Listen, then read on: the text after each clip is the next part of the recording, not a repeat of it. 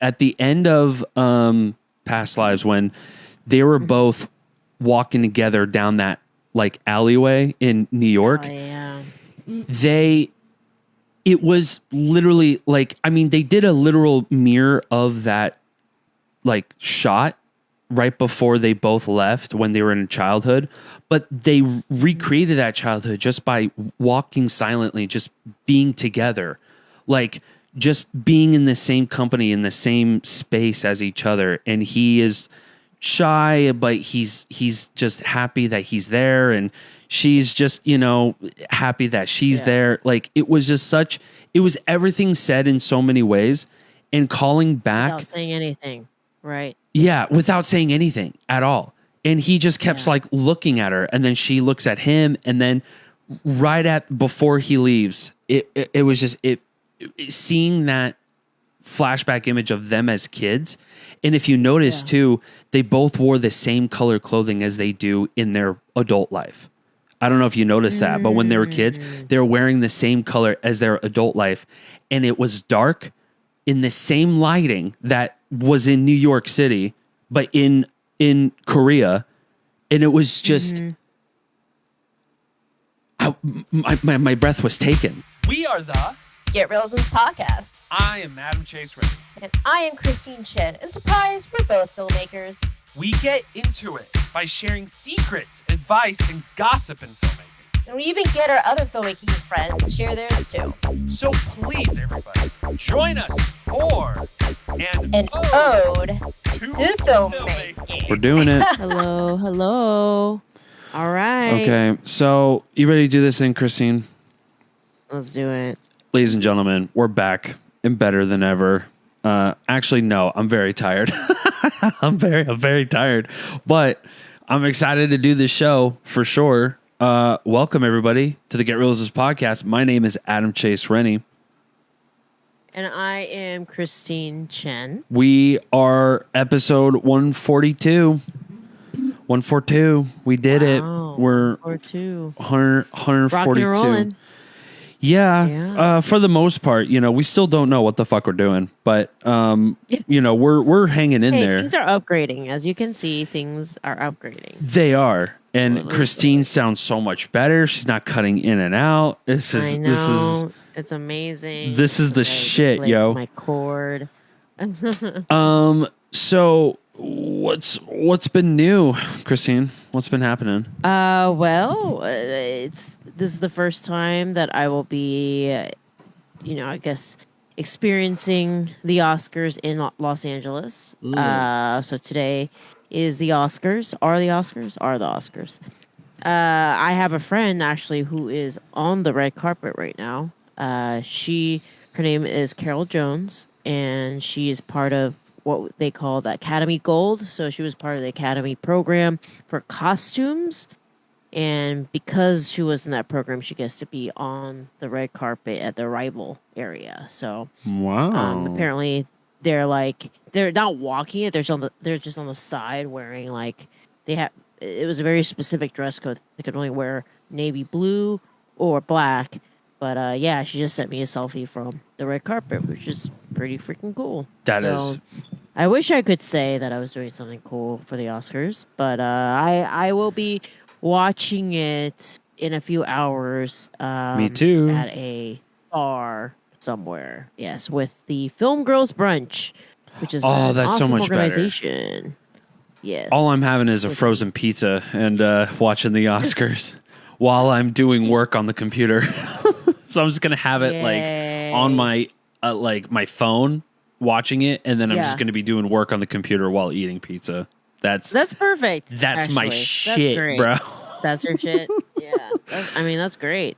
This year's there were some good films this year. Like it was a hard year, I think. It is. Yeah. It is a really fucking amazing year. Like I was telling you before the show, I caught up on all of the nominations for at least for Best Picture, and amazing fucking movies. I think it's a pretty good year for movies, which is shocking because let's run down who are the nominees?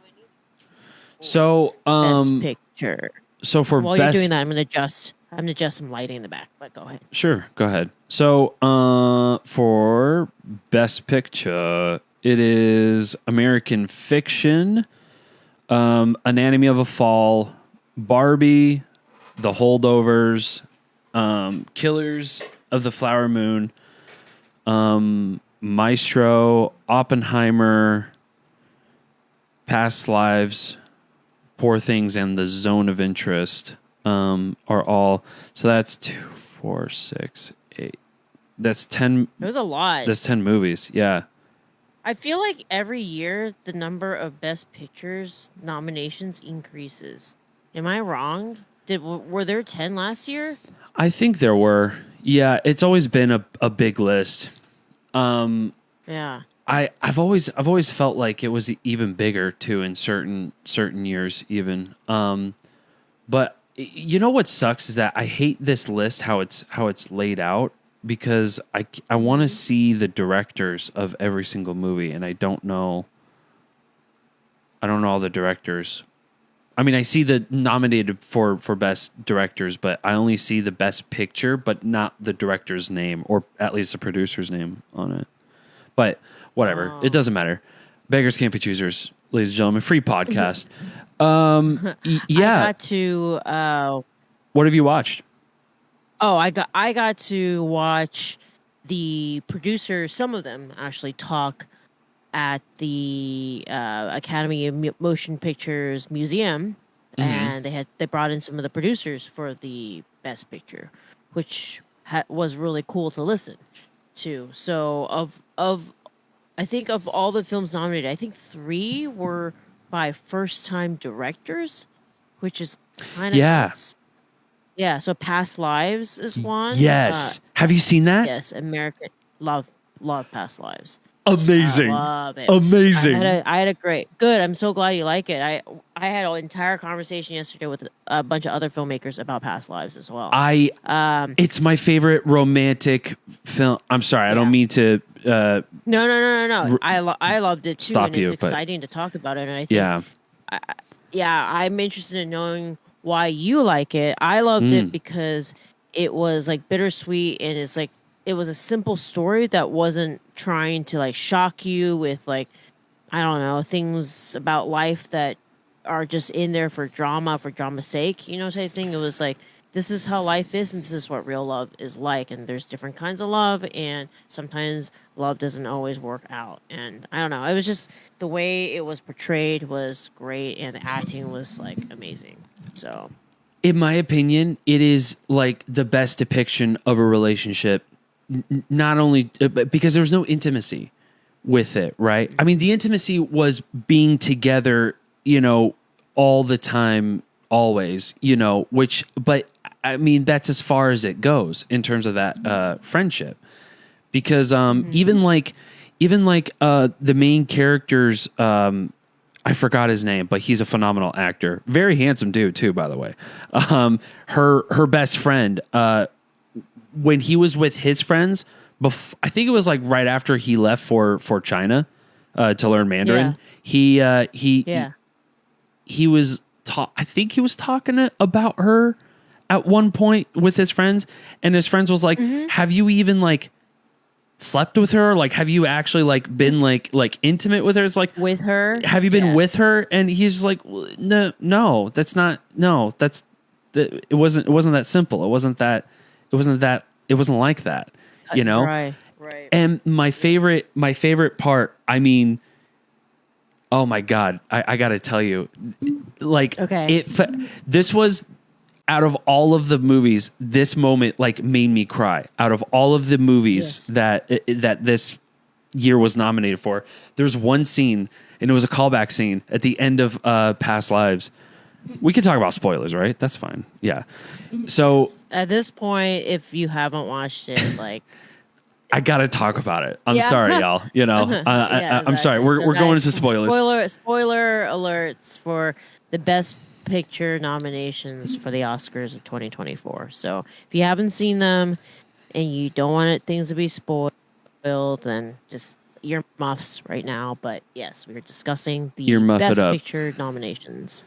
So, starting with Past Lives, because there was this one scene that just rocked my fucking world. It rocked me to my core. So, at the end of Past Lives, when they were both walking together down that like alleyway in New York, Oh, yeah. it was literally like, I mean, they did a literal mirror of that like shot right before they both left when they were in childhood, but they recreated that childhood just by walking silently, just being together, like just being in the same company, in the same space as each other. And he is shy, but he's just happy that he's there, and she's just, you know, happy that she's there. Like, it was just it was everything said in so many ways, and calling back Without saying anything, right? Yeah, without saying anything at all. And he just kept like looking at her, and then she looks at him, and then before he leaves, it was just seeing that flashback image of them as kids. And if you notice too, they both wore the same color clothing as they do in their adult life. I don't know if you noticed that, but when they were kids, they were wearing the same color as their adult life, and it was dark in the same lighting that was in New York City, but in Korea. And it was just, my breath was taken, and I broke down. It was so amazing. I never seen anything like it. Like, I mean, even describing it on you know, just with my friends or just with other people, like it is just like, it's so hard to explain, because they always look at me with just like the weirdest look. There's like, okay, dude, like, of all the things you fucking cry about, you giant toddler.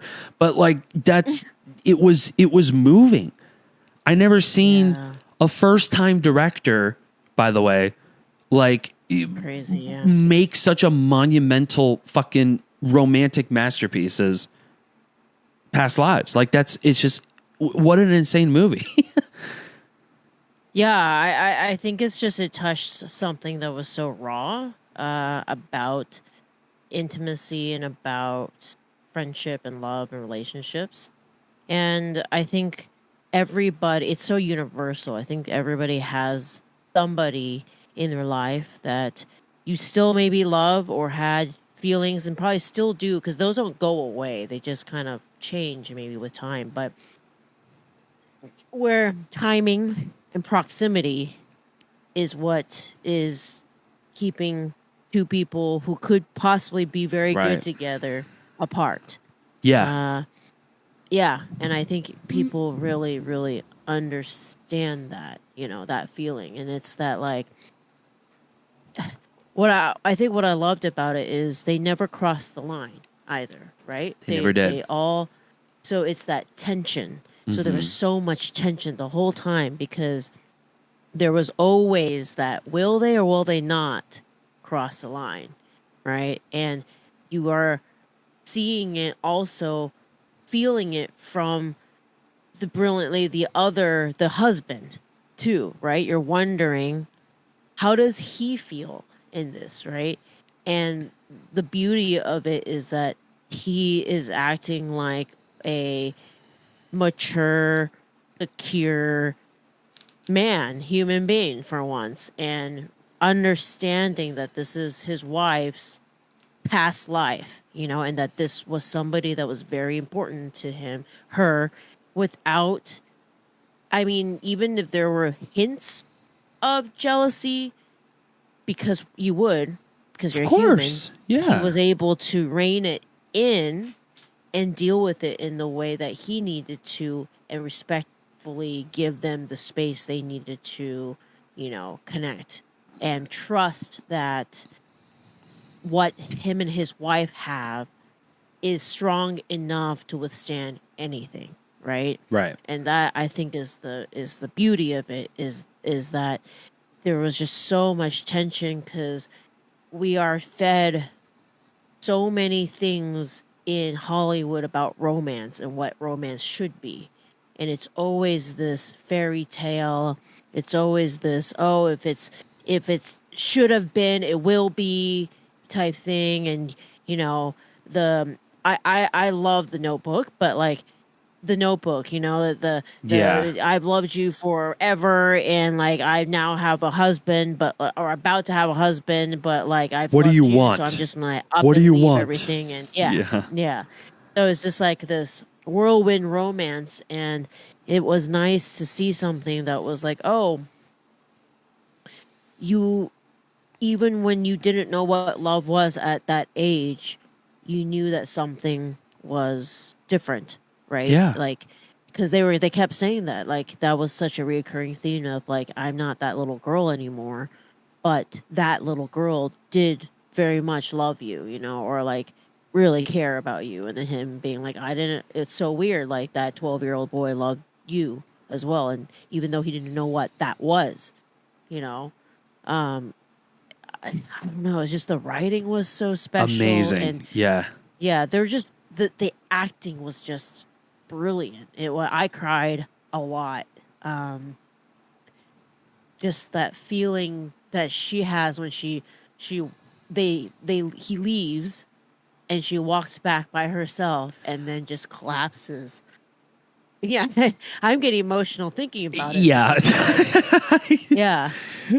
I don't know. It's just, it's so beautiful. It was yeah. it was everything a romance should absolutely be, and still played on all those beats. And even when they were in her and her husband in bed, and he says that I am the bad guy, I am in the way, I should, villain. Yes, I am the villain, I can't stand in the between of you. This is the best love story that ever has been told. And he is like, why would you be with some random nobody, some random American man, like some no one American man. And she responds with like, yeah, and you're dating just some random Korean woman. You know what I mean? It's like, I love you for you. This is you forget the part that I love you. Like you don't get it. And that was an hour in, by the way. And I knew like everything that I had in my brain, I'm just like, oh, okay, that's out the window now. Because in my opinion, I was like, yeah, that's every single story has to be that way. And it doesn't have to, like, at all. And still, even what you said too about like, still being that same child, but being grown up, like all the visual elements of it, like almost every single scene plays into that. Even the, when they were in that, like, whatever water place that they were at, and there was this carousel that was just right behind them, just the innocence of childhood right behind them as they were talking on those steps on the pier or whatever. It was just fucking get out of here. Get the fuck out of here, bro. Yeah. Tug on my heartstrings and stomp on my heart, dude. Jesus. Yeah, I was blown away. Blown away by it. It's easily one of my favorite movies of last year. Yeah. I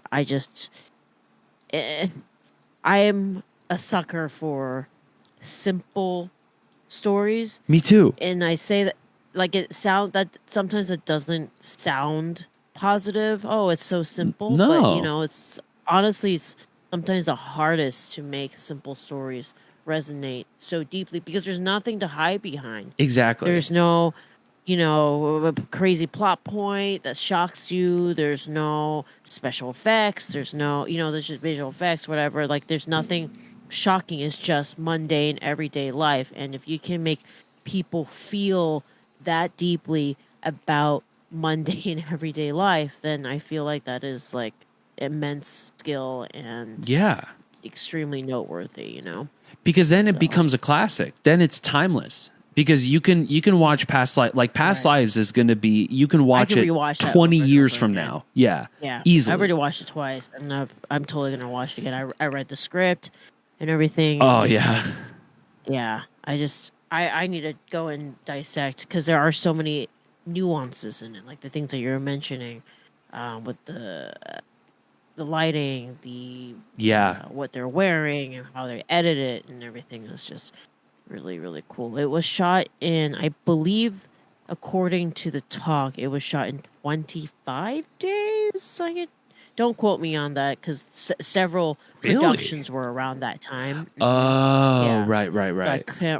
couldn't remember if it was American Fiction that was 20 some days or it was, but they were all around like Oh, 23, 25 days basically. Yeah. And so that I just thought it was super cool. Yeah. They all, the producers, the thing that they all talked about as to why they jumped on was because of the quality of the script. And yeah, I mean, it's just like the with script past just, lives, you like, mean? blew Yeah. us away. Yeah, and that's why they jumped on making it was because the quality of the script. They said it was like once in a lifetime you get a script where you're just like blown away by it, and this was one of them. Yeah. Yeah. So I was blown away. I never would have saw this at all coming, that didn't Yeah. need to rely on the typical tropes that romantic Tropes, comedies right. have to have, Right. It's like, oh, well, it's been, 15, almost 20 years. Like, of course you're going to, you two were into each other and then you now found your way back. How cute is that? It's like, yeah, but also that's not real life. That's Right. not how things go, and you have a perfectly rad dude who's there, trying his best and even learning a little Korean as he goes, like he's a dude Yeah. who's just literally trying his best. And he's understanding too, and he's That's the beauty of it. he Yeah, but I knows. just- yeah. She was honest. Like that was the other part that blew my mind the most. I was like, wait a second. She was honest. She was just completely transparent with him and was just like, Yes. yeah. And even went as far, it was just like she comes back home the first time they met and she was just like, you're right. I fucked up. I made a big mistake in seeing him. I should never have saw him, Yeah, because he came to see me. Yeah. he came to see me and it just hurts even more, that just, oh my God. Yeah, I just love the honesty. I agree. Honesty. I think, one of the great scenes is where they're like, I think they're brushing their teeth or something, and he's like, so like, do you still have feelings for him? Or, Right. or did you find him attractive? She was like, yeah, I guess. Yeah, but in a different way. Yeah.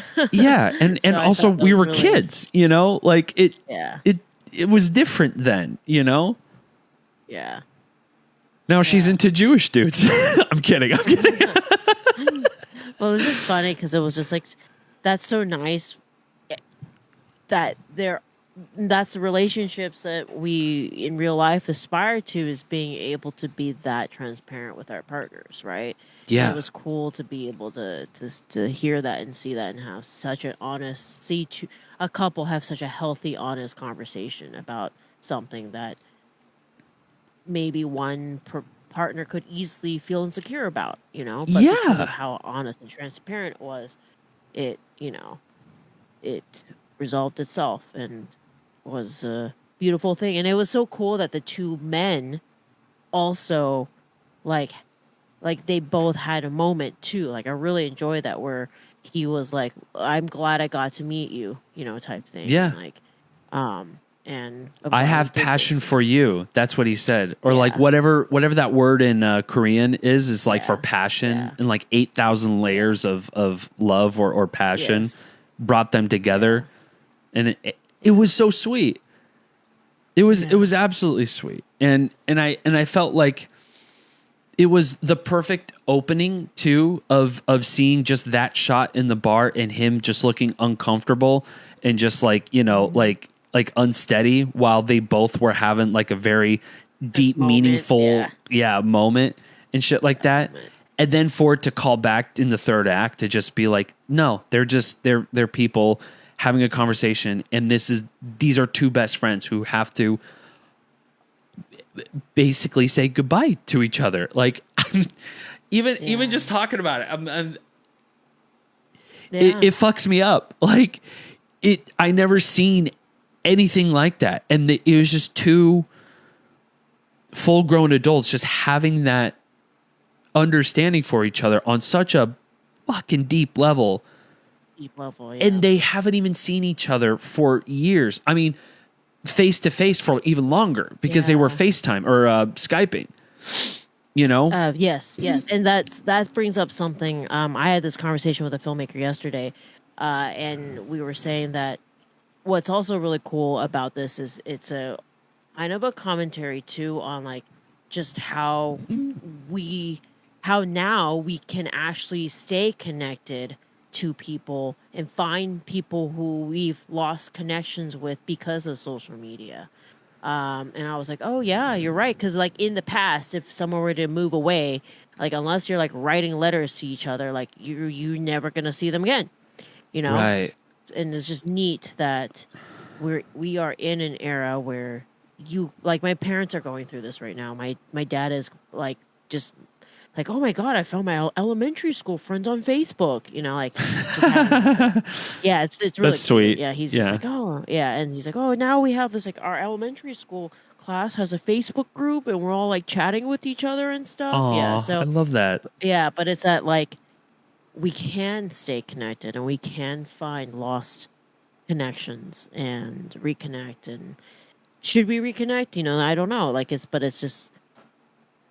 Dude, it was a beautiful. That was by far like one of my favorites. Yeah, absolutely. But like towards the end of that too, of that like Skype journey that they had, that also fucked me up because I've also had long distance relationships where at some point, like towards the end, when they were just like, they just looked exhausted. They were just like, I've been talking to this person over video call 24 hours a fucking day. I want to see them, but my heart hurts if I can't just have them. Yeah. I can't move on if I don't have them.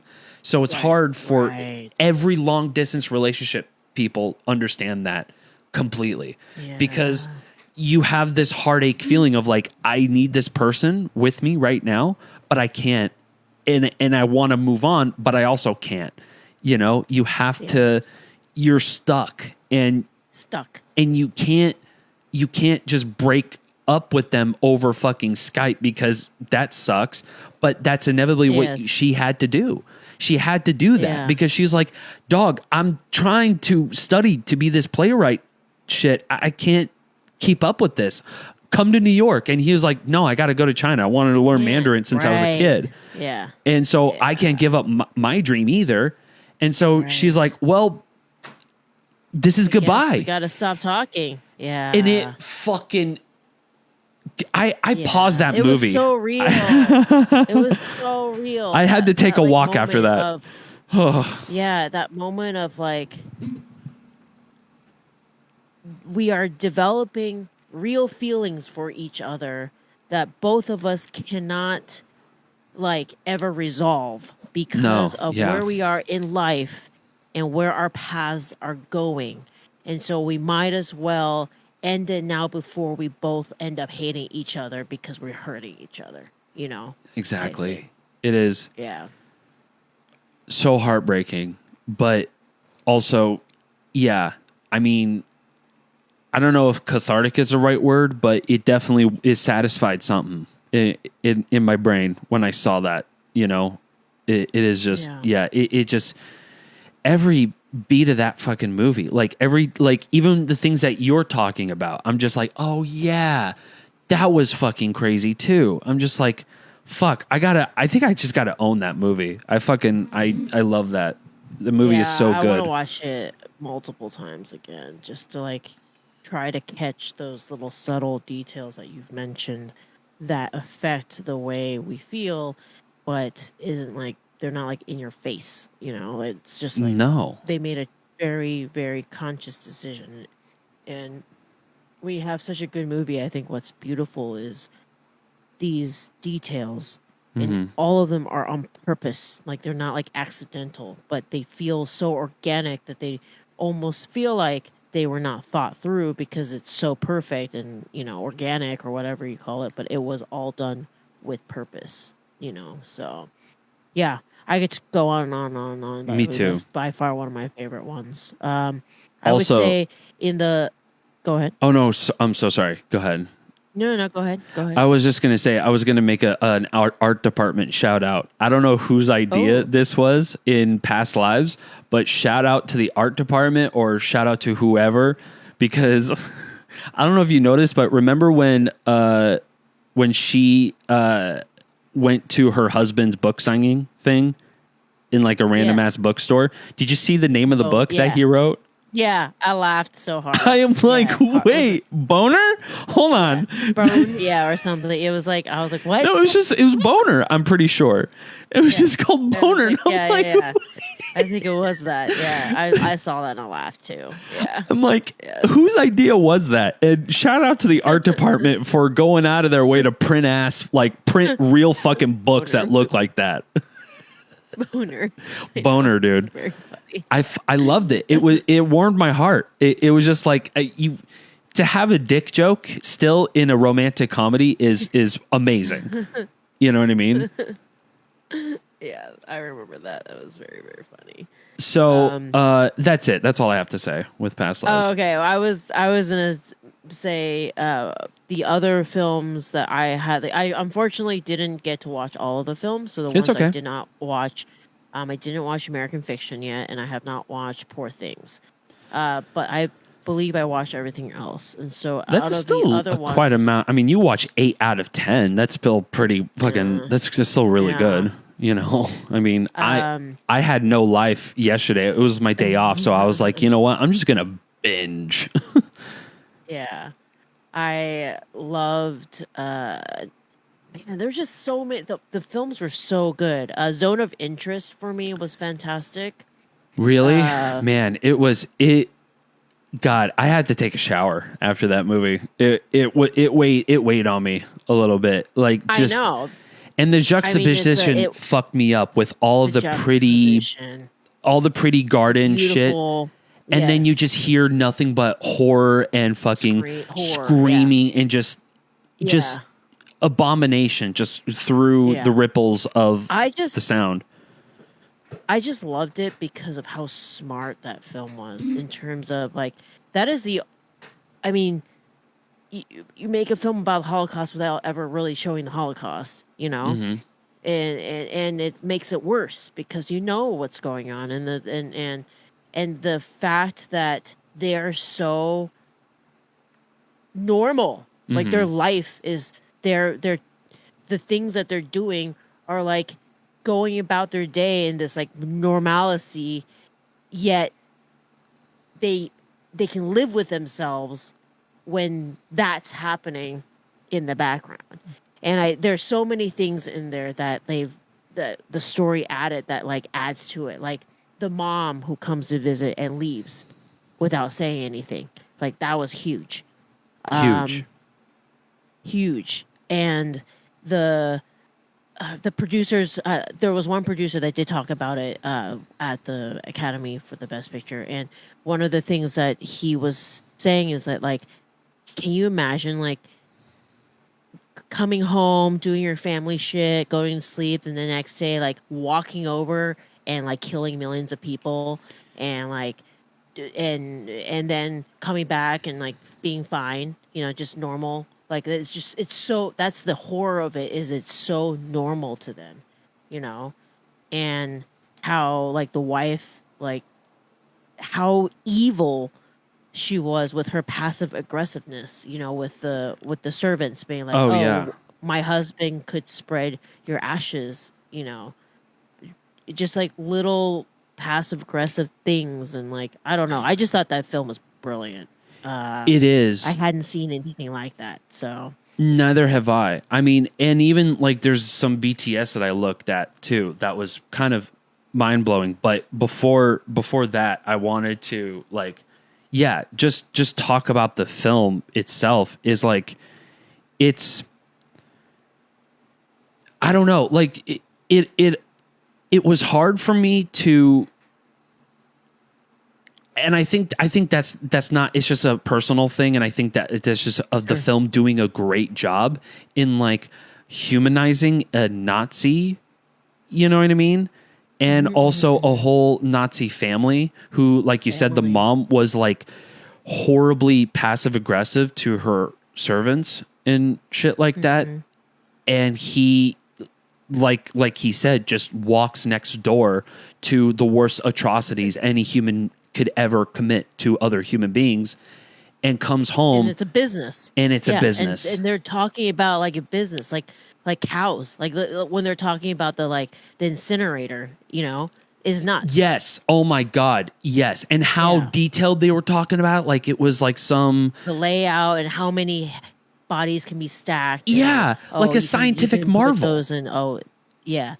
I mean, it was unreal how like nonchalant it was, and it was just business to them, Yeah, it didn't matter. And it was just like, and they were talking about like power usage and shit like that through the ovens and whatnot. And like, it's just barbaric shit that they are just like, it is another fucking Tuesday for them. Another day. It's Monday, Tuesday. I know. That's what's nuts about it. It's just like, oh yeah, it's just like another day at work. And just killing people at school. Yeah. It's so hard to see this humanized version of that, even with like having like a phone call to his higher officers or higher superiors to be like, hey, can I stay here? Because I started my family here and we built a home. This is something that I really want to do. And he didn't even get his way. You know what I mean? Because it is the Third Reich. You gotta follow orders and shit like that. It is just, and also too, I will say, visually, it looked amazing, but I never seen it more visually compelling than seeing the Holocaust Museum. Right when Nazi like walked down those stairs and dry heaved, and then looked down that hall, and what I imagined, what I interpreted was his fucking future basically being reduced to, this is the worst atrocities you did, and we not only you're not celebrated, but you are shown in full view of how atrocious and how barbaric you fucking monsters are. And he sees all of that. And it is just a simple scene of just maids cleaning a museum. And you just see all the pictures and all the shoes in that room and all the luggage that were just thrown in. It was just, it was deep. It was powerful.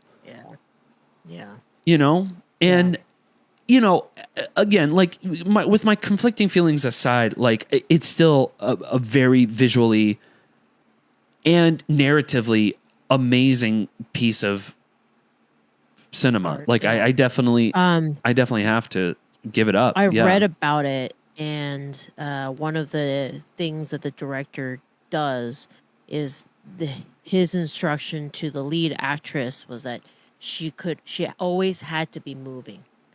So I thought that was very interesting.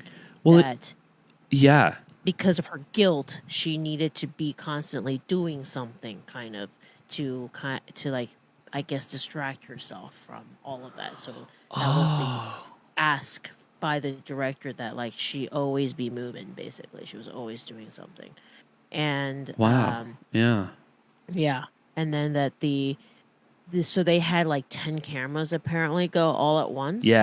Is how they had it. I saw that. Like, set it up everywhere. Yeah, and there was minimal, like, I guess it was a lot of natural light and whatnot. But yeah, it was kind of almost like Big Brother, Yeah. Yeah. And they just shot it with like, just cinema quality cameras, I'd imagine. Do you know what cameras they shot it on? They look tiny. Like they didn't look like GoPros at all. There's no way they shot on GoPros. If they did, that's wild. No, they didn't. Yeah. I'm not sure. We could probably look that up. But yeah, I thought that was an interesting little tidbit, was because it's interesting you brought that up, that the wife had to be constantly moving, because it wasn't until her anger manifests is when she's standing still. Like when her rage builds and when her anger builds, it's always when she is like standing still, whether it's to her kids or even to the servant, because she was just sitting there and she was just mad at her husband, you know? So she was just projecting that onto her servant and be like, if you fuck with me, I know you did this to smite me. You're fucking with me. I'm going to spread your ashes all over Poland. You know, it's like, you fucking, you horrible monster. Yeah, she was terrible. The film was shot on Sony Venice digital cameras equipped with Leica lenses, and they were embedded about 10 around the house, and they kept them running simultaneously, and there was 0 crew on set. That's crazy. That's crazy. So basically, like, yeah, so basically they just like, wait a second. So that's like a real super, world. Yeah, so that's super simple because I imagine they're not like live cutting the footage. So they have it all compiled in RAW and put it in like editing and post. So holy shit. Wait, so they had to go through each and every single fucking because there's always something happening in every room. Like between the kids and the wife walking around the house and the servants cleaning and whatnot and the kids, you know, dripping water from their swimsuits and shit like that. Like there's every room has something happening. That's so much to go through. Holy shit. I didn't even think about that till right now. Yeah. But I just thought it was incredible. Yeah, no, it was phenomenal. So yeah, the Zone of Interest is also very good. You said you didn't watch Poor Things. Right. I could just give a couple of non-spoiler points. Yeah. It's I will say it is Emma Stone like at her most silliest, but also at her like, you know, I don't know, like she's operating on another level that like I feel like every actor she's a producer in the film too. Yeah, she's a producer, right? So, but I feel like she took on this role knowing full well that like, you know, like there's so many actors that you watch, especially when it comes to like real life plots or like reality plots, right? And a little piece of them, like the actor is always with them, no matter what character they play, like a little piece of that act. Like Emma Stone embodied something completely fucking different, and it in such a great way. But it's there were so many scenes where I laughed the hardest. Like it is, I don't think I've ever laughed as hard as like some of the scenes in this movie for any of the Best Picture, even American Fiction. And I really enjoyed American Fiction. But Poor Things, yeah, it was also, it's Yorgos Lanthimos, who is a Greek director who made The Lobster and Killing of a Sacred Deer and I think a few other films too. I can't remember, but yeah, he directed the shit out of this, and it was it definitely served 100%. I will say, this is probably the most. Might sound weird. It is the most grounded film than any of his other movies. So like his other movies are always like so. I mean, this is also like a little bit dreamlike, like a little bit like sort of like surrealist kind of thing. But the plot and the scenario and the character development is very, I don't want to say it's very real, but it's definitely way more grounded than some of the characters that he made that are just so absurd. Oh, The Favorite. Have you ever seen The Favorite? Emma Stone's in that too. Yeah. He directed that one, and that one, I like that one, but that goes off the rails very quickly, you know, but in a good way, in a very good way. But yeah, so it's a good movie. I definitely recommend it. So next up, we talked about past lives. I really liked Anatomy of a Fall a lot. Let's talk about it. One of the first films that I watched that was nominated. So okay. What do you think? How do you feel? I didn't even know that film existed, and my friend was like, "Let's go watch this at the DGA theater." And so I went in with zero expectations, had read nothing about it, and then I was honestly really blown away. It gave me like 12 Angry Men vibes without the Angry Men, but just the whole idea. I mean, it's a trial case, but it's that like you go in with this preconceived notion, and like the court's against you, and then like everything flips, which is like, and I loved it because her acting was amazing, but also I think it was just this like they used this court case to shine a light on like sexism, you know, and toxic masculinity, and there's so much subtlety in everything when it comes to, you know, commentary on big issues, you know, but through the court system. So I don't know, I thought it was super very smart. I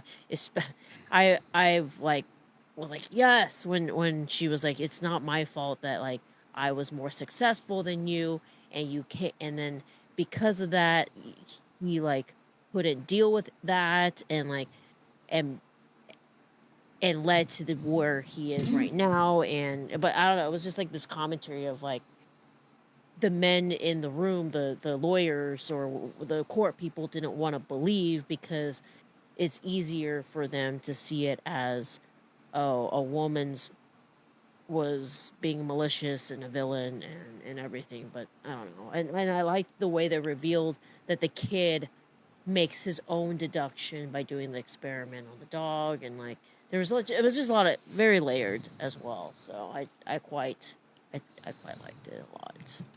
I loved that film, especially told through the kid's perspective of when, like in the beginning of the film, when the husband dies, we don't actually see what has happened, because it's a procedural. It's a courtroom procedural. I kind of compared it to, have you ever seen A Few Good Men? Yes, it's been a while though. Yeah, it's that movie with Jack Nicholson saying, "You can't handle the truth," like that movie. Yeah. So it kind of reminded me of that, but on a much like more sophisticated way, because we actually dive way deeper into the husband when we only saw the husband on the screen for like maybe total of 10 minutes. Probably, but like the husband was talked about a lot, like a lot. And even her own, like, you know, I guess past lover, I don't know, but like the lawyer that represented her, the prosecutor, he was even doubtful, you know, like when they were talking outside in the snow in the dark, and she was like, you don't believe me. And he was just like, I'm doing my job. He's like, I'm a prosecutor. I help people out. That's just what I do, you know? So I don't know. Like I felt like there was so many like amazing shit that happened in the film that I'm glad were not shown and or saw, like that fight between them when like you mentioned, she said that like, it's not my fault that you were fucking jealous of me because I literally released a book and you got mad. So, and it's whatever. And they had a fight, but you don't see it though. You listen to it so that you just hear shit being thrown. So all you can do is just make assumptions. That's it. And that was the best part about this whole entire movie, is that all it is just assumptions. All it is that like, well, yeah, it's credible that she could have killed her husband. And yeah, I guess it sort of could be credible that he killed himself. Sort of, you know, like it seems a little strange, but I guess, you know, just the also too, like when they were actually in the courtroom, it's very fascinating how the legal system works in France. You know, with the jury of like 3 or 4 people on like right next to the judge and shit like that. I thought was very interesting. But the defense, the bald guy, holy shit! The way that he grills everybody, it was basically like what the audience probably felt too in that instance. It was like, bullshit, fuck you. You wrote in your books all the time that you want to kill your male protagonists and whatnot. You hate men. You don't give a shit about men. You wouldn't want your husband to be successful. And then, and my favorite scene with the defense was when he was talking to the prosecutor in the middle of just like breaking down all of this shit with between her and her husband and the conversations and shit. Mm-hmm. And he was like, okay, the defense was like, okay, let me get this straight. So you only wanted to be there for your husband at all times, especially when he wanted to go back to his childhood home, and always had this support. Yet the only evidential thing that we have, the only piece of evidence that we can ascertain from, is from you fighting with your husband, and that's the only proof we have. What horrible luck. You just talking shit behind your husband's back, or not behind your husband, but literally in front of him, and you're being an absolute fucking asshole to him. And you also say that like, I've been nothing but supportive of him. We didn't see that at all in that video or the audio recording. It's like, yeah. I was like, God damn. Because it wasn't like I had insane, because just like any other case, like any other real legal case, especially here in America, I wasn't there. So I don't know what to really discern from, but it did seem like she was very, he was very jealous of her success, and she was just sick of his shit. I mean, I think the cool thing about the film was the way it showed if you have any sort of bias as a person, it will affect the way you present evidence. Whether you feel like you are being neutral or not. I thought that was quite fascinating. They really showed that. Like if any of your personal like beliefs and judgments are even there in the room, it will in some shape or form affect the way you say things, you present things, the way you assume, you jump to conclusions, and like, I don't know, I just thought that part was very, very, very well highlighted. Hence the whole like the sexism amongst the French court, of like the success of a woman, and even the fact that like she's a lesbian, like she's bi, right? That was like used so many times. And the like, defense grilled her ex-lover or her. Yeah. Was it her ex-lover or student? Like ex-student or something like that? It was a student that she was like basically possibly attracted to, because she did a great job like really conveying that to yeah, because she has a track record of having affairs with infidelity. Yeah. Students. And so that's another thing. It's like, yes, like you're judging people based off this one singular issue. However, it is so hard to separate that from like your past history, And so that is also something that's gone into cloud the actual facts that they have, So it's just, I don't know, it was just fascinating. Like I just feel like you felt like the jury a little bit, or you felt totally the whole time you're just hearing all this and trying to make your own judgment, and I don't know, it was I thought it was just really well presented, and extremely well acted and well written and everything. Talk about well acted. The only and I know I don't want to. By the way, do you have a hard out by any chance? Today, no. Okay. Technically, I'm supposed to be at the Oscar Watch Party 3, but like other than that, so we should still try to keep it within an hour 30. So, yeah. An hour 30? Was that what you said? Yeah. Okay. So. Then cool. We're cruising. Okay. So because we're like 5 minutes away from an hour, so yeah, I think we should probably speed it up just a little bit. But final thoughts. So we talked about Anatomy of the Fall. Well, I have one more thing about Anatomy of a Fall. What did you think about the experiment that the boy put the dog through? Oh my gosh. Yeah. I mean, by the way, great dog acting. If that was actually dog act, I would be very distressed if they actually put that dog through hell. Because they definitely probably no, they couldn't do that. There's no way. There's no way. Yeah. But no, that was awesome. I mean, it's just such a thing that a kid would do, you know? I think that was what was cool about it. It's just like, yeah, he was kind of like, he was trying to be neutral, but he wanted to test it out. He didn't just assume that just because it's his mom that she's going to be innocent. He's also testing out what she said and making his own judgments from it to rule it out. I mean, that was such a crucial scene for him to be like, holy shit, like she's not lying. Like him being completely surprised too about it, you know? I agree. It does, and it talks, I think it speaks to like, how do people regurgitate old information?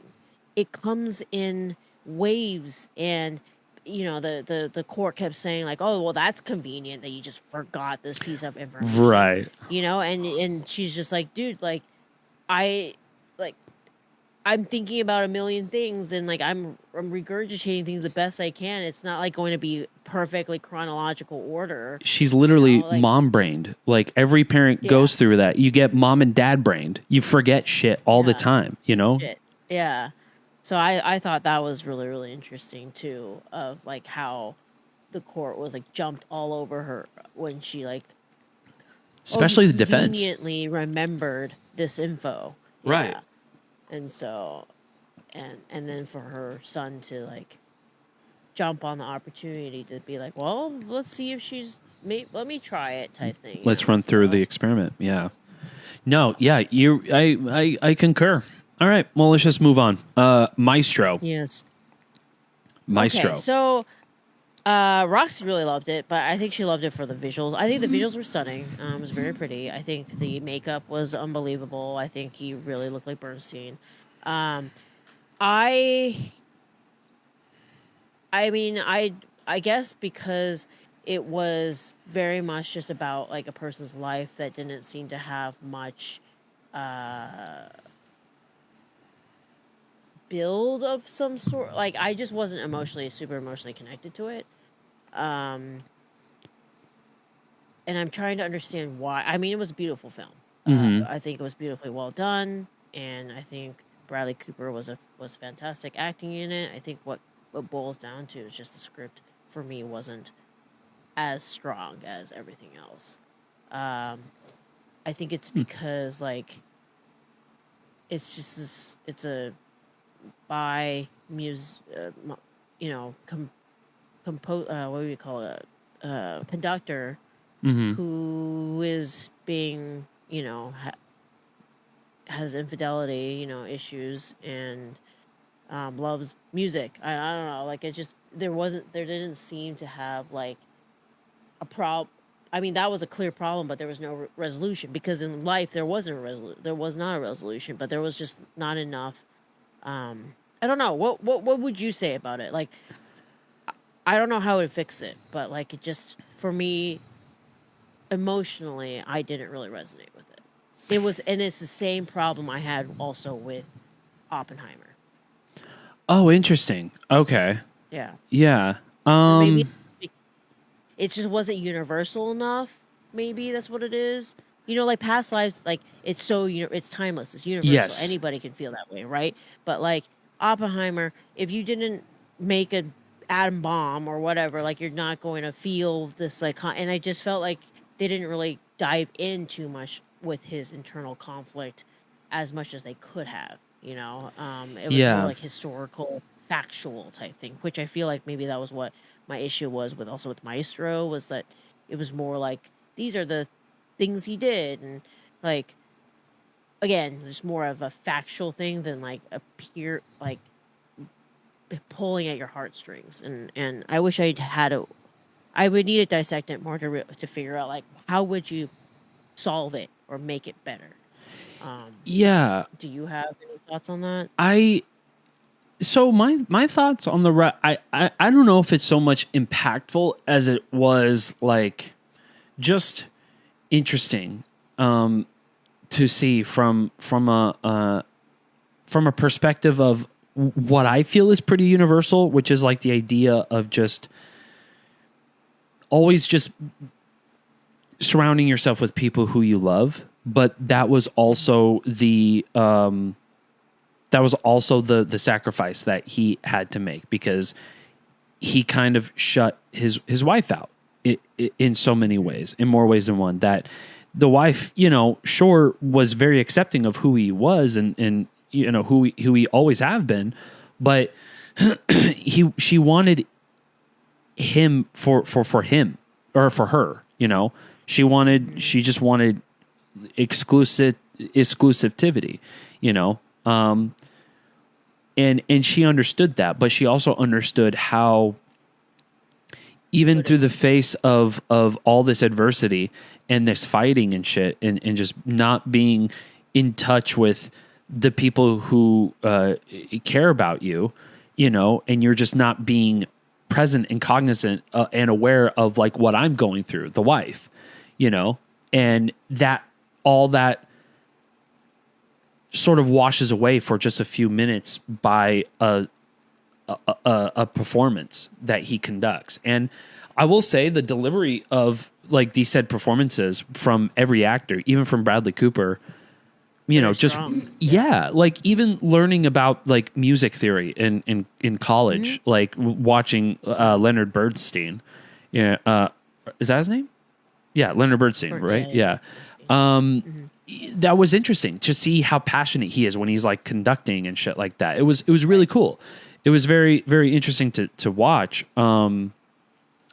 And I felt like that resonated because she sees the passion that he has, and that just sort of supersedes her conflict with him, because she sees him in his best element as he sees her in her best elements, for her talents and her being, a pretty good mom, as far as I've seen,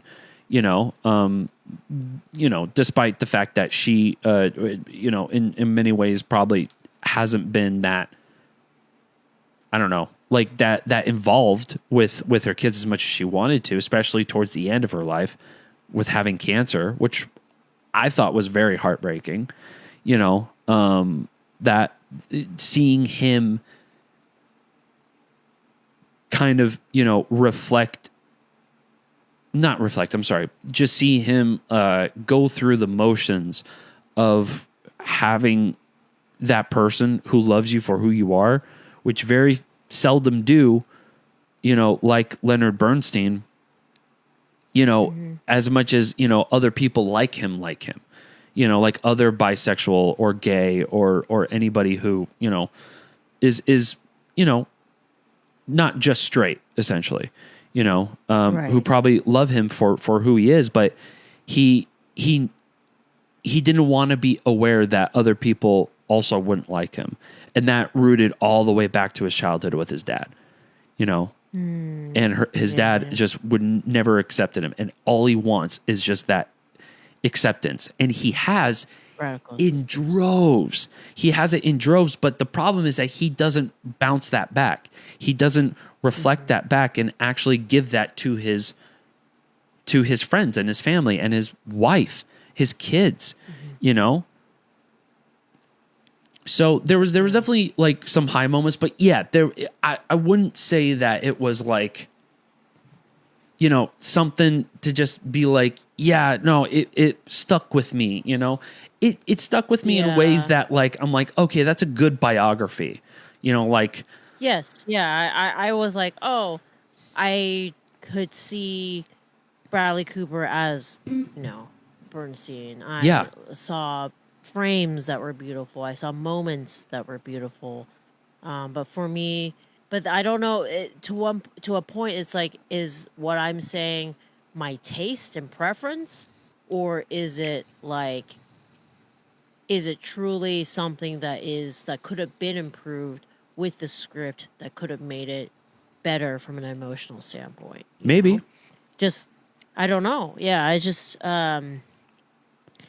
yeah, for me, Oppenheimer, that Maestro, those were my critiques were just like, maybe because being POC female, I couldn't really identify with what either characters were kind of going through at all.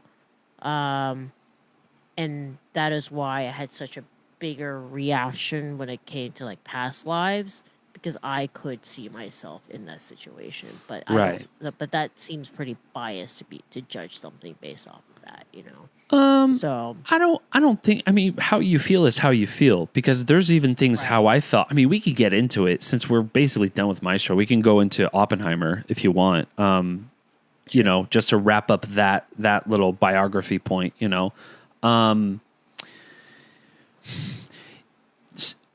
I agreed with what you said earlier in terms of like the historical accuracy of things. That is just sort of like, okay, yeah, I understand that has to be, historically accurate. Although I felt like that was also a little bit lacking in Oppenheimer.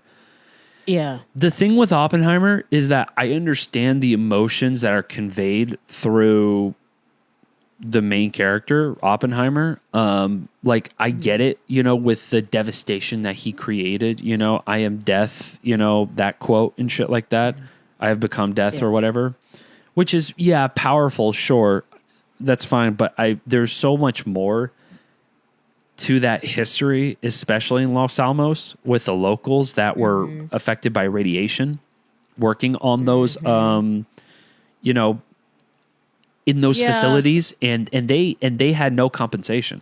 They just had to live with radiation and live with that through generations and generations and shit, just for being a testing town. For Oppenheimer to just go and be like, yeah, this is my town. It was definitely a little bit like, I don't know. Yeah, I feel like what you're pointing out is that like it was very singular in terms of what Nolan chose to focus on, and maybe because of that, it came off not as strong, because there's perspectives that could have added a lot more to the story itself, and maybe do the whole pull at your heartstrings aspect more. I think just I don't know, or by showing the perspectives of the people who would be affected, it would add to the guilt more, and you could maybe see it presented better and understand the guilt of what Oppenheimer was feeling better. I don't know, but I do think it. Maybe show the events of Japan, like actually show the events of Japan. I don't know. Yeah.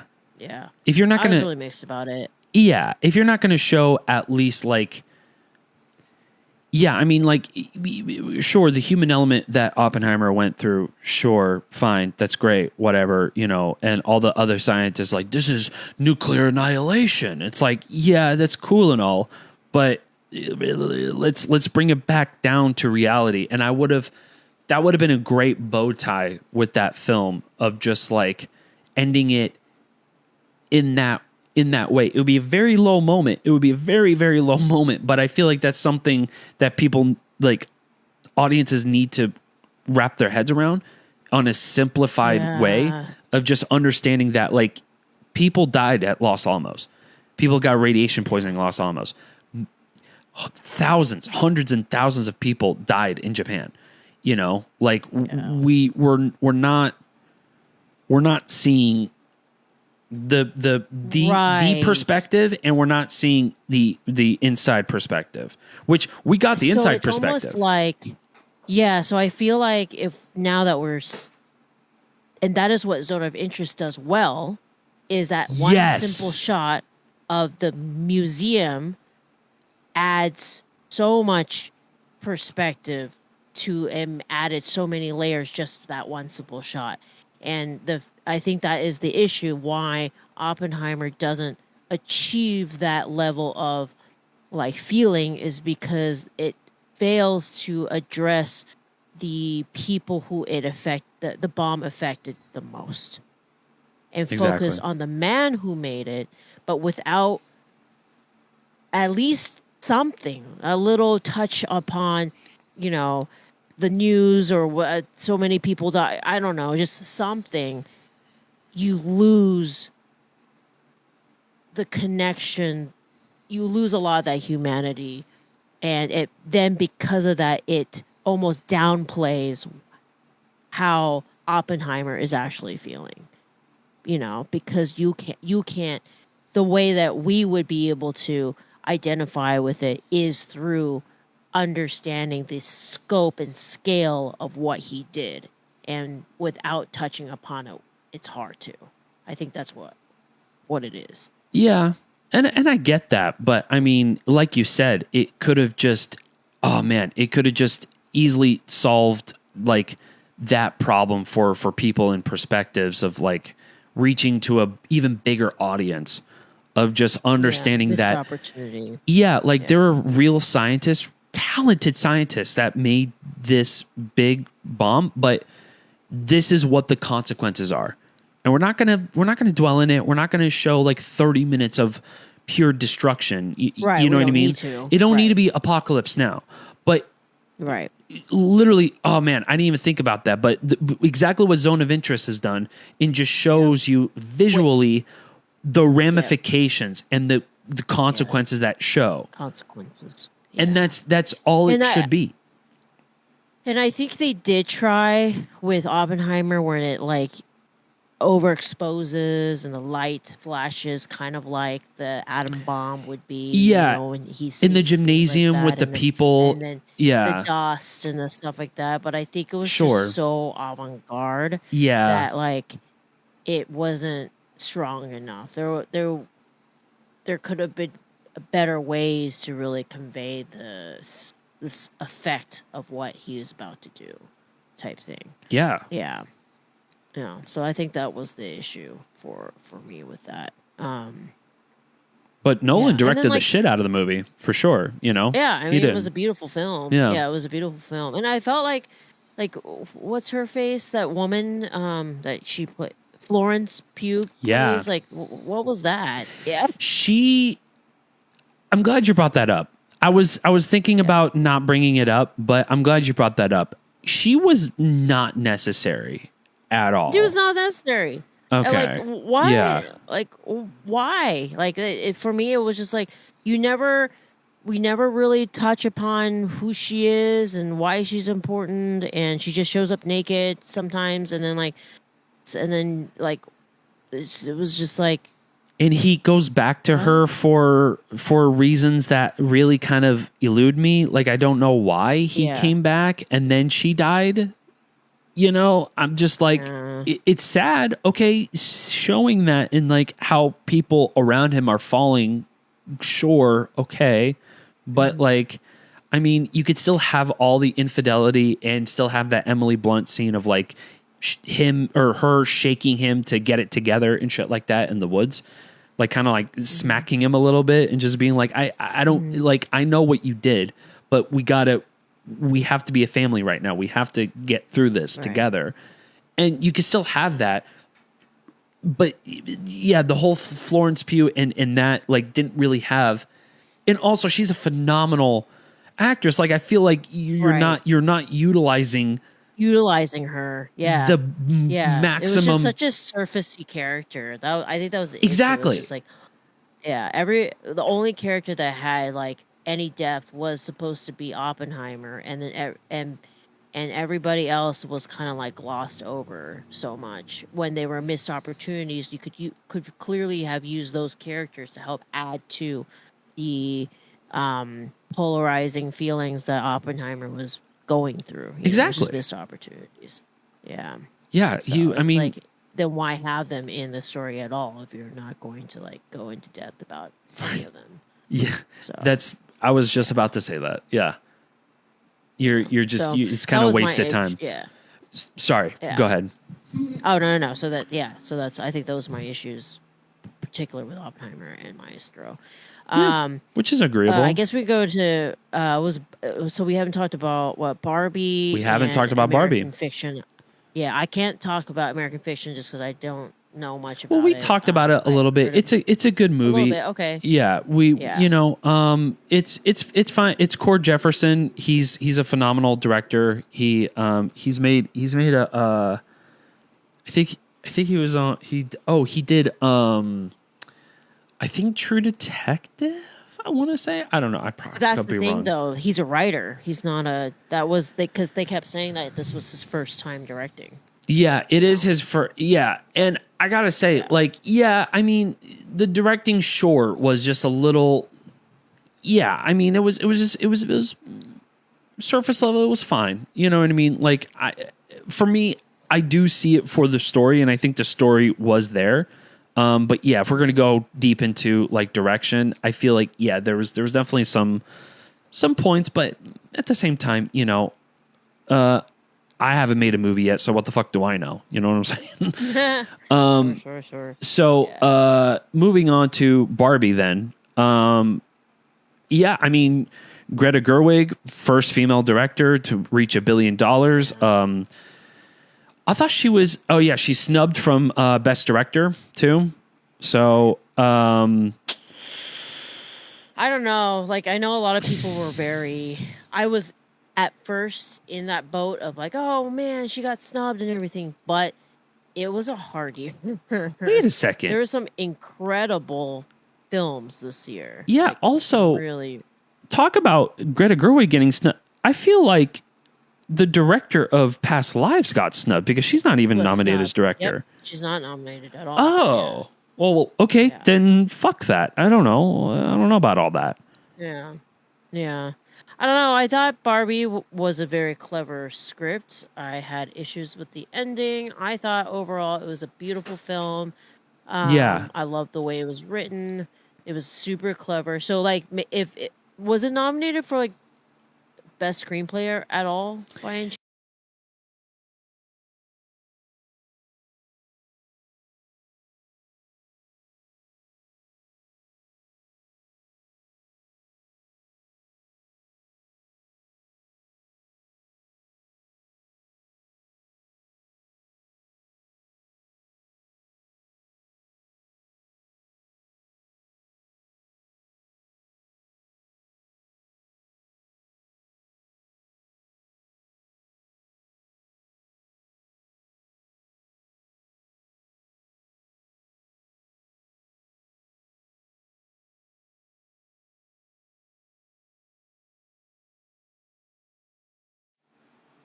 We're back. We're back on Facebook. Okay, so sorry about that, y'all. I don't know what happened, but so we were talking about Barbie, right? The original screenplay, yeah. Yeah, I mean, I think the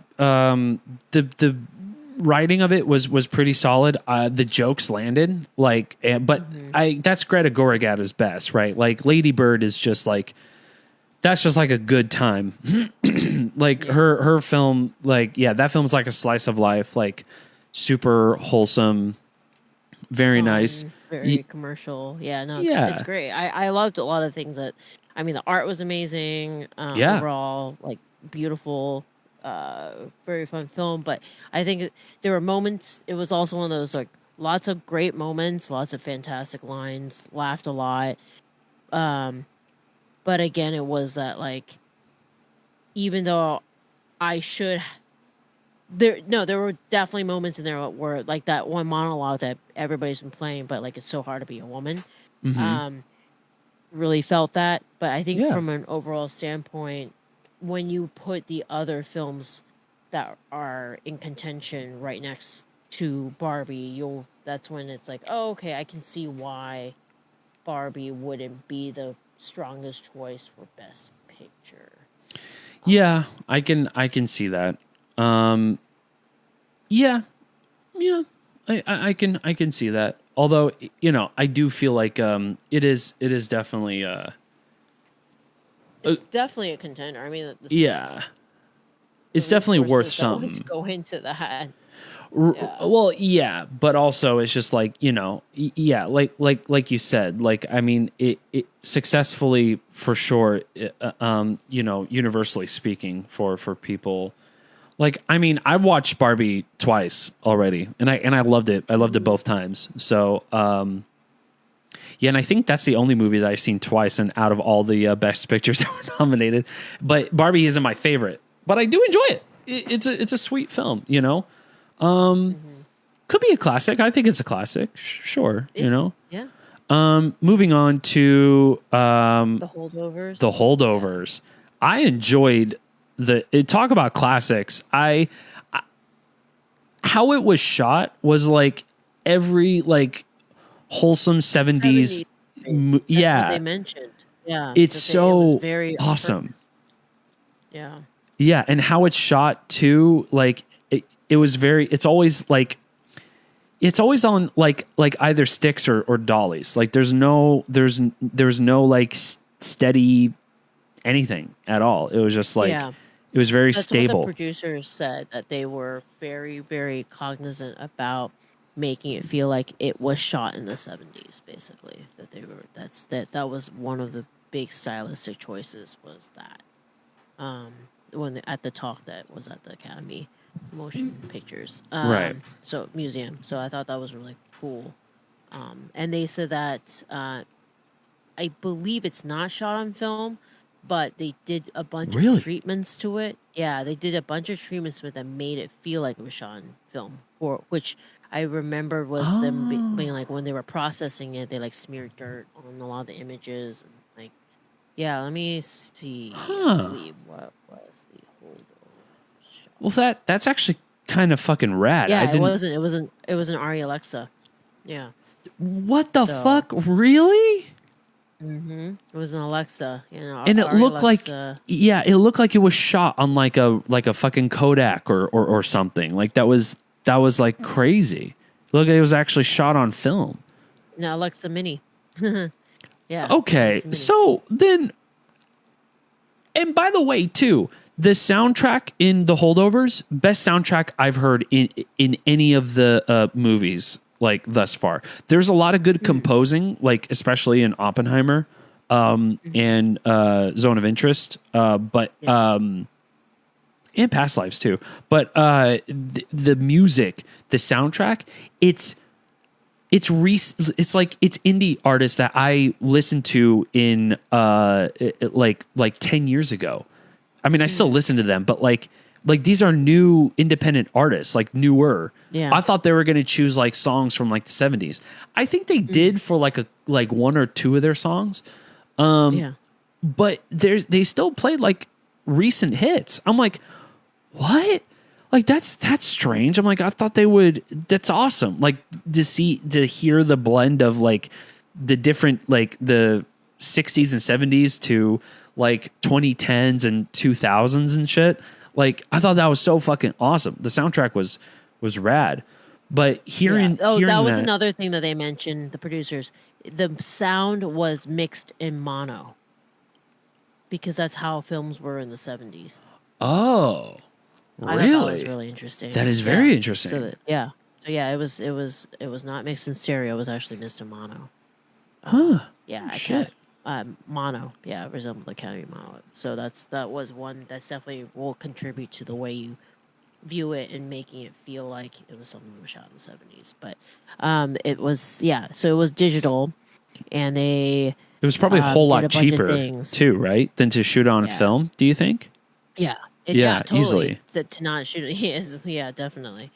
But yeah, they basically treated that digital with like different things that would make it feel like it was footage found in film of cans in someone's garage, basically. Yeah. Yeah, dude. I enjoyed it. I liked it. Paul Giamatti was great in it. Yeah, Giamatti was fantastic. Yeah, Giamatti was really, really, really, really good in that. I enjoyed it. So, is that it? No. Killers of the Flower Moon. Forget Killers, Flowers Moon. It's just because like I couldn't even make it through that film. I get it, because I couldn't. But I mean, I get it why it is nominated for Best Picture because of like how ridiculous, like that was all period.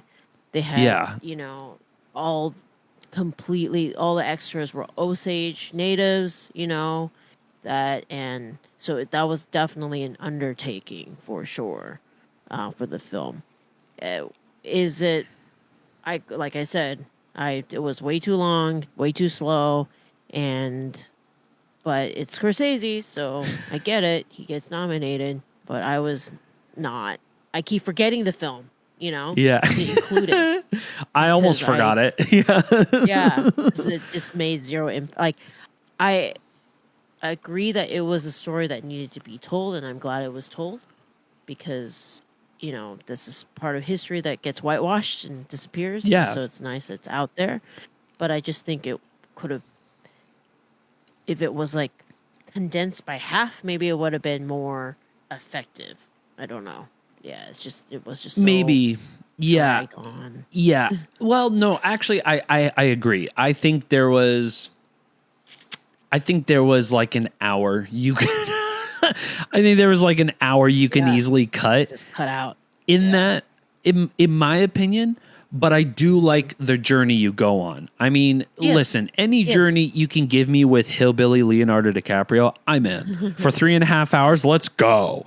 But seriously though, like I do think that like there was a journey to be told, especially with how I didn't know the Osage was actually rich in its resources just by their land alone. And the Native Americans were absolutely thriving, just by its own, like sort of wealth by their own land. Per capita, yes. And seeing like dumb white people try to come and overtake that is, of course it's frustrating. But also, very enlightening to see that like even the Osage people like saw those differences and overcame them in stride, because inevitable. And I don't know how I felt. So you haven't finished the film, right? No, we were gonna break it up and watch. We did break it up, but we just never ended up watching the second part.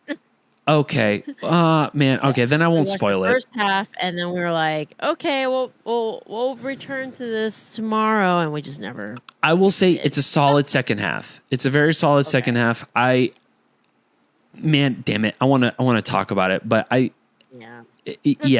don't want to spoil it for you. Yeah. Yeah, I don't. I mean, do you give a shit? It's up to you if you give a shit about spoil. Okay. Well, if you don't give it, I think it's fine. At one point, it's not so much of a spoiler because it's kind of inevitable. The FBI shows up, basically, and it was kind of cool to see that, like, because the FBI was a newly established thing in the 20s, so it was kind of funny to see like the FBI show up to Osage, and Leonardo DiCaprio like. What's a bureau investigation? Like, what do you do? Investigations? You're private? Like, he was just so confused by the whole entire ordeal. So, I don't know. Like the second half, I thought, because it kind of turned into like a court procedural in a way, because it's like everybody had to testify. So even Ernest had to testify at one point and be like, yeah, I was definitely poisoning, my wife. Yeah, I was working with Robert De Niro. Yeah, I was doing this. Yeah, I was doing that. And he had this like conflicting thing of like, he wasn't going to go to the cops because Robert De Niro's character said not to, but he did anyways. That I felt like that whole entire thing could have been shrunken down like by a lot. But I do think though that it told the story for what it was supposed to. The ending, like the last like 5 minutes of it might infuriate you. Okay. Because like, I mean, again, do you give a shit if I spoil even the last 5 minutes? No? Okay. No. So, because I mean, it's spoilers. history. It's not like right? It's It's not. just- This is public information. It's just yeah. Yeah, it's just the ending of it. Just I don't know. Was not a set. Okay, so the ending basically in the last 5 minutes, like they get to a point where like Robert De Niro's character is guilty. They all catch him, and like everybody got their penance, right? The white people got their penance, rightfully so, right? They ended it with a stage play of a news broadcast. I've heard of this. Yes. And they basically wrapped up this story about the Osage and Leonardo DiCaprio's character and Robert De Niro's character. And I felt like that did a whole fucking disservice to the Osage people to have an actual like ending. Like that whole stage play could have been absolutely fine. That I don't really have a problem with that as much as I needed to see, Molly live her life. You know what I mean? Because like they mentioned that like, oh, she lived her life with another white dude in fucking Missouri or whatever. And I'm just like, okay, show me that. Like, I mean, why you took me on this 3.5 hour journey to then just end it and just be like, yeah, and she lived happily ever after. It's like, show it to me. Like, show me the Osage. Show me Molly. What is she going through right now after 10, 15, 20 years of not being with her sisters this entire time? You know what I mean?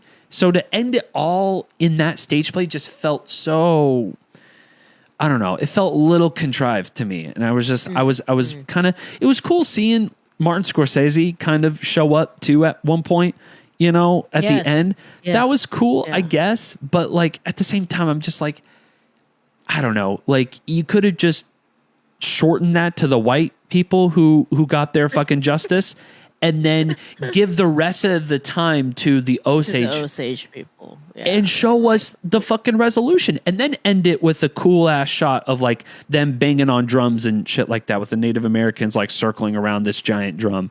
It was a beautiful shot, but my God, like so many loose ends that were just kind of sewed in such a abrupt way. Right. It's just like for such a long ass movie, they had plenty of time to sew up all these loose ends. I didn't go to the bathroom once. I didn't go to the bathroom once. I was so proud of myself. And I felt like I wasted it. You know what I mean? Like, I'm just like, man, I was so excited to see the ending and see like where Molly is now. The main character, and she did phenomenal. She was in Reservation Dogs. Shout out to her, Lily Gladstone. Gladstone. Yeah. Yes. Amazing. Like I don't know. She might win an award, and she's nominated for Best Actress. So yeah, that's basically it, ladies and gentlemen, with the Oscars list. Made it. And we just clocked in just a little over an hour and a half. So, was there any final thoughts you wanted to give with any of the movies before we skedaddle? No, I just thought that this was a hard year. Yeah, for a lot of fantastic films. I mean, the international films themselves alone were incredible. So yeah, make sure to go watch those if you haven't seen Society of a Snow, obviously Zone of Interest, El Capitano, Lo Capitano. Those were, they were all very, very good. So I heard they were very good. It was a strong year. It was a strong year of films. So very strong year, and it was very shocking to me because otherwise it was kind of a lackluster year, especially with blockbusters. Like the only two blockbusters were Oppenheimer and Barbie, with Barbenheimer, really. Yeah, Barbenheimer. Yeah.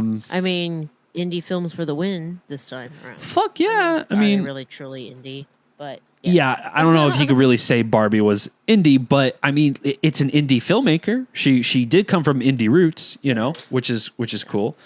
So she's amongst our own, making it big time with the first female director to achieve over $2 billion. Are you fucking kidding me, bro? That's fucking insane. That's awesome. Shout out to Greta Gerwig. But That's been it, ladies and gentlemen. We got nothing. Yeah. We got nothing more. But Watch you the know, Oscars. you know, Yeah, watch the Oscars. watch the Oscars. But more importantly, let's just get some film education going on. Some housekeeping shit right here, ladies and gentlemen. GetReelisms.com. Pick up your books. Pick up your hats. Pick up your baby book. Pick up everything. You know what I mean? Just like you gotta get some film education, some film knowledge into your skulls, ladies and gentlemen, because that's what we're here for. And yeah, and I know that when you guys are listening to this, it'll probably be more than likely on the podcast, but just know that we also do a video version of it. It's on YouTube as well. So whichever one you prefer, you want to see us, go on YouTube. You just want to hear us in traffic, then go on wherever your podcasts are. Go and subscribe so that we continue to make stuff, and maybe one day we'll be able to, I don't know, make a living from it. Who Yeah. knows? Hopefully. Hopefully. One day. One day we will. One day we will. We should have faith. But yeah, that's been real, ladies and gentlemen. Thank you so much for tuning in. Yeah, we'll really. see you next time. Next week. Hopefully.